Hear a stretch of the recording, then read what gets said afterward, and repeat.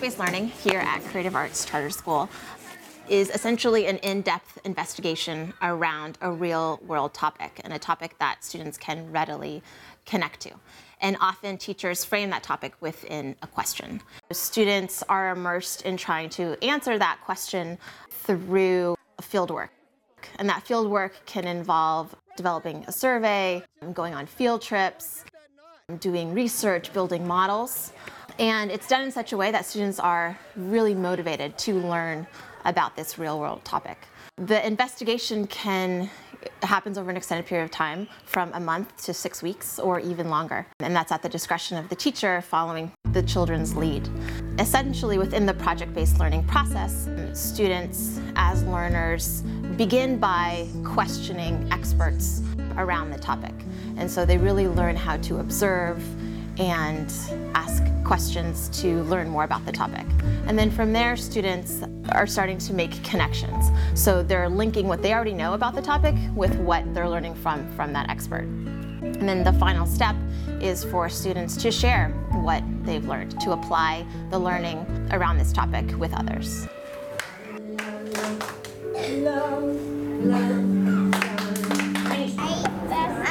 I need some more white.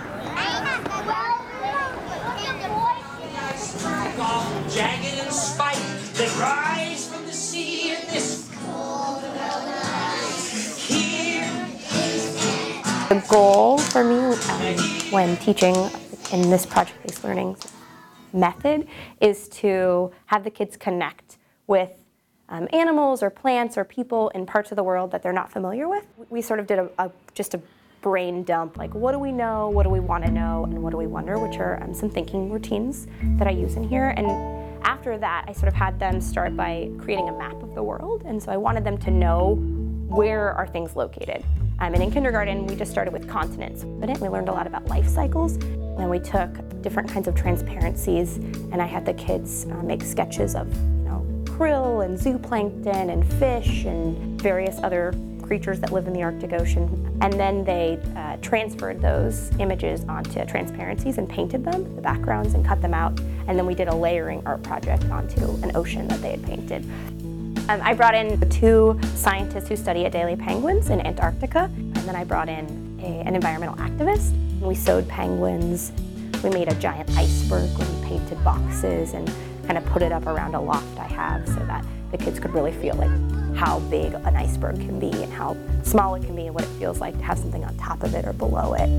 On exhibition night, I really wanted them to be able to walk around, so we talked a lot about what it meant to walk around and just show people and ask people questions. And so that was sort of the very first time as kindergartners that they both got to demonstrate their learning and got to present their learning to people around them. This year, the 3rd grade has been studying San Francisco landmarks and neighborhoods and San Francisco history. And we started out the year by kids investigating their own neighborhoods. They interviewed neighbors and families about what the boundaries are. And they learned that neighborhoods' boundaries are decided by the people. There's no big red line around your neighborhood. So we started putting those boundary lines on a map and comparing and contrasting what different neighborhoods look like. And then to go a little deeper, kids started looking at what landmarks are in their neighborhoods and getting really excited about that. So after being exposed to all these different kinds of landmarks, kids decided what landmarks they wanted to specialize in. And that's because one of the 3rd grade standards is to be able to do research on your own, to be able to look in a book or look online and learn about something. So kids began to collect information about the landmarks they chose.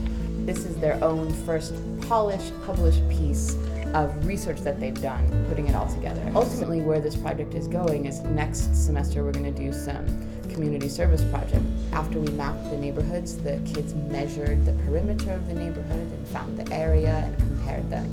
And I have to say that I haven't had a class that learned perimeter and area so easily as when you put these real objects and real life things in front of them.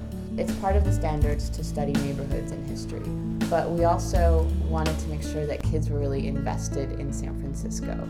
So we titled the project, Whose City, Our City? And they shared what they knew at the Look, Listen, and Learn night through these sandwich boards they made that said, ask me about my landmark. And it was great to see them telling all the facts that they had researched and discovered on their own about the landmarks, but also because when you learn about a landmark, you learn about a little piece of history. So they were really telling the story of the city in their own words.